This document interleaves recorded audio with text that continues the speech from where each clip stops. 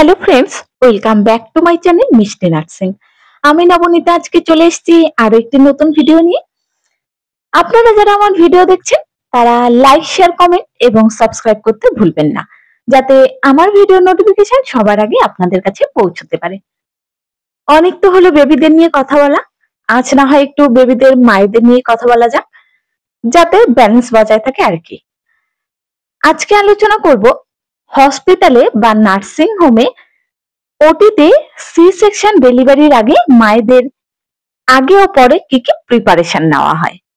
Antenatal পিরিয়ডে এই 9 মাস 7 দিন প্রত্যেকটি মায়ের কাছে যেমন আনন্দের, তেমনি কিন্তু বেবি ডেলিভারি নিয়ে প্রত্যেকটি মায়ের মনে ধীরে ধীরে ভয়ের সঞ্চার হয়। আমি যতই বলি না কেন, সেই যে ভয়টা মায়েদের মনে থাকে তা হয়তো আমি ভাষায় বলে প্রকাশ করতে পারবো না, তবুও আর কি আপনাদের মনে সাহস জোগানোর চেষ্টা মাত্র। অনেকেরই প্রশ্ন, ওটিতে সি সেকশন ডেলিভারির আগে ও পরে মায়েদের সাথে কি কি করা হয়। তো আপনাদের মধ্যে অনেকেরই প্ল্যানিং সি সেকশন হয়, আবার অনেকেরই আনপ্ল্যানিং সি সেকশন হয়। তো ডেলিভারি নর্মালে হোক বা সি সেকশনে হোক, প্ল্যানিং হোক বা আনপ্ল্যানিং হোক, সবার আগে আপনারা যেটা করবেন, ডেলিভারি ডেটে 2-3 দিন আগে আপনাদের ইনার পার্টের যে চুলগুলো রয়েছে সেগুলো ভিট দিয়ে পরিষ্কার করে নেবেন। আপনারা কোনো রেজার কিন্তু ইউজ করবেন না। রেজার ইউজ করলে অনেক সময় কেটে যাওয়ার সম্ভাবনা থাকে এবং সেই কাটা থেকে ঘা হয়ে কিন্তু ইনফেকশন হওয়ার চান্স থাকে। তো আপনারা ভিটটাই ব্যবহার করবেন। দ্বিতীয়ত যেটি করবেন সেটি হলো, কারো হাতে যদি নখ বড় বড় থাকে সেই নখগুলো কেটে ফেলবেন এবং নখে যদি নেল পলিশ লাগানো থাকে সেটিও তুলে ফেলার চেষ্টা করবেন। তার সাথে মায়েরা কিন্তু বা মেয়েরা গোল্ডের অর্নামেন্ট বা যে কোনো অর্নামেন্ট হোক পরতে ভালোবাসে। তো যাই অর্নামেন্ট পরানো থাকুক না কেন, যেমন হাতে, নাকে, গলায়, তো সেগুলো ডেলিভারি ডেটে 2-3 দিন আগে খুলে রাখার চেষ্টা করবেন, যাতে তাড়াহুড়ো করতে গিয়ে সেগুলো পরে আবার হসপিটালে না নিয়ে যান। তৃতীয়ত যেটি করবেন, আপনাদের polio card, doctor paper, doctors report, আপনার সমস্ত রকম ইউএসসি রিপোর্ট এবং মায়ের ব্যাংকের পাসবুক, আধার কার্ড, সেগুলো একটি ফাইলে ভরে রাখবেন, যাতে যাওয়ার সময় নিয়ে যেতে পারেন। এবং তার সাথে ডেলিভারি ব্যাগ তো থাকবেই।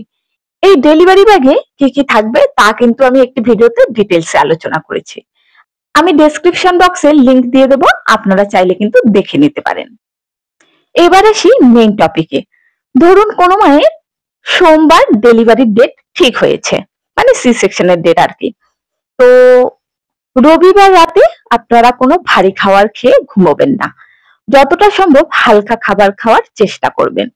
এবং সোমবার সকালে যদি ভর্তি হন, তাহলে সোমবার সকালেও কোনো রকম খাবার খেয়ে কিন্তু হসপিটালে ভর্তি হবেন না।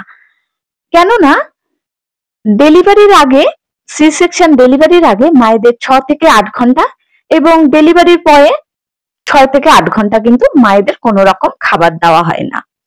তো অনেক ক্ষেত্রে এমনও দেখা গেছে যে এই খাবার খেয়ে নেওয়ার কারণে কিন্তু মায়েরা ওটি থেকে ঘুরে এসেছে, তাদের কিন্তু আর সি সেকশনে ডেলিভারি তখন পোস্টপন্ড করতে হয়, কেননা তারা খাবার খেয়ে নিয়েছে। তো এটি যেন না হয়। ওটিতে যাওয়ার আগে কিন্তু ডেলিভারি যে মা রয়েছে তার বাড়ির লোককে দিয়ে কিছু কনসেন্ট পেপার সই করানো হয়, যেমন ওটি কনসেন্ট, অ্যানাস্থেসিয়া কনসেন্ট, পিপিআইসিডির কনসেন্ট এবং লাইগেশন করার কনসেন্টে কিন্তু মায়েদের বাড়ির লোক বা মায়েরও কিছু কিছু ক্ষেত্রে সই নেওয়া হয়। এবং ওটিতে যাওয়ার আগে মায়েদের বাড়ির ড্রেস খুলে ওটির যে হাউস কোট রয়েছে বা ড্রেস কোট রয়েছে সেগুলো পরিয়ে দেওয়া হয় এবং মায়েদের চুলে দুদিকে দুটো বেনুনি করা হয়। তার সাথে মায়েরা যদি কোনো অর্নামেন্ট পরে থাকে সেগুলো কিন্তু খুলে বাড়ির লোককে দিয়ে দেওয়া হয়। এবং অনেকে কি করে, ব্যাঙ্গেলস বা চুড়ি খুলতে চায় না, তো সেক্ষেত্রে গজ পিস দিয়ে কিন্তু হাতের চুড়ি র‍্যাপ করে দেওয়া হয়। এর সাথে মায়েদের হাতে আইভি ক্যানুলেশন করা হয়, যাতে ওটি চলাকালীন স্যালাইন বা ইনজেকশন ডক্টরেরা দিতে পারে। এবং এর সাথে মায়েদের ক্যাথিটারাইজেশন করানো হয়, কারণ ওটি চলাকালীন এবং ওটির একদিন পরে পর্যন্ত আপনারা কিন্তু কোনো রকম হাঁটাচলা করতে পারবেন না, যার কারণে ক্যাথেটারাইজেশন করা হয়। এবং আরো একটি অন্য কারণ রয়েছে যে অ্যানাস্থেসিয়া দেওয়ার কারণে আপনার যে ইউরিনের সাথে যুক্ত মাসল গুলো রয়েছে বা কিডনি বলুন, ইউরেটার বলুন, সেগুলো ভালো কাজ করতে পারে না। তার কারণেই কিন্তু ক্যাথেটারাইজেশন করা হয়, যাতে মায়েরা নির্বিঘ্নে ইউরিন পাস করতে পারে। এই অ্যানাস্থেসিয়া দেওয়ার কারণে আপনাদের বডি কিন্তু সেন্সলেস হয়, কিন্তু আপনাদের যে মাইন্ড কিন্তু সেন্সলেস হয় না। যার কারণে ওটি চলাকালীন ডক্টর বা নার্স আপনার সাথে কিন্তু কথা বলতে থাকবে। যদি ওটি চলাকালীন কোনো রকম অসুবিধা হয়, আপনারা কিন্তু ডক্টর বা নার্সকে বলতে পারেন। সেই বুঝে কিন্তু তারা আপনাকে ওটি চলাকালীন ব্যবস্থা নেবে। ওটিতে অ্যানাস্থেসিয়া দুভাবে দেয়, একটি হলো জেনারেল অ্যানাস্থেসিয়া আর একটি হলো স্পাইনাল অ্যানাস্থেসিয়া। তো স্পাইনাল অ্যানাস্থেসিয়ার ক্ষেত্রে কি করে, আপনাকে সামনের দিকে ঝুঁকে থাকতে বলবে এবং পিঠে যে আমাদের ভার্টিব্রা রয়েছে, সেই ভার্টিব্রার মাঝে ইন্টারভার্টিবুলার ডিস্ক রয়েছে, সেই ডিস্কের মধ্যে কিন্তু এই যে অ্যানাস্থেসিয়ার ইনজেকশনটি দেওয়া হয়। এই অ্যানাস্থেসিয়া দিয়ে কিন্তু আপনার বডি অবশ করা হয়। আর একভাবে অ্যানাস্থেসিয়া দেওয়া হয়, সেটি হলো জেনারেল অ্যানাস্থেসিয়া। সেক্ষেত্রে মায়েদের মুখ দিয়ে অ্যানাস্থেসিয়া দেওয়া হয়, যার কারণে মায়ের বডি থেকে যে মায়েদের মাইন্ডের সেন্স সেটিও কিন্তু থাকে না। তো এই অ্যানাস্থেসিয়া সচরাচর দেয় না, বেশিরভাগ ক্ষেত্রে স্পাইনাল অ্যানাস্থেসিয়ায় ব্যবহার করা হয়। এরপরে বেবি ডেলিভারি হয়ে যাওয়ার পরে কিন্তু আপনাদের বেবিকে দেখাবে। অনেক ক্ষেত্রে দেখা যায় যে মায়েদের বুকে কিন্তু বেবিকে রাখে, কিন্তু সেটি ডিপেন্ড করছে সম্পূর্ণ পরিস্থিতির উপর। যদি পরিস্থিতি ভালো থাকে তাহলে কিন্তু বেবিকে আপনাদের কাছে দেবে।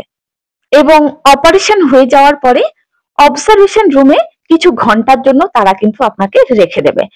অনেক হসপিটালে আবার ডাইরেক্ট কিন্তু বেডে শিফট করে দেয়, সেটি হসপিটালের উপর ডিপেন্ড করছে যে আপনাকে অবজারভেশনে রাখবে নাকি বেডে গিয়ে অবজারভেশন করবে।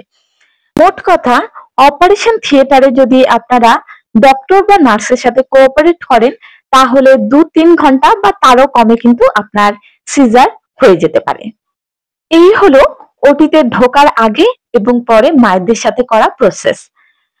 কি তাহলে সাহস জোগাতে পারলাম তো? যদি সাহস জোগাতে পারি, আমাকে কিন্তু জানাতে ভুলবেন না। তাহলে ঝটপট কমেন্ট লিখে ফেলুন, আমি কিন্তু অপেক্ষায় রইলাম। আজ তাহলে আসি,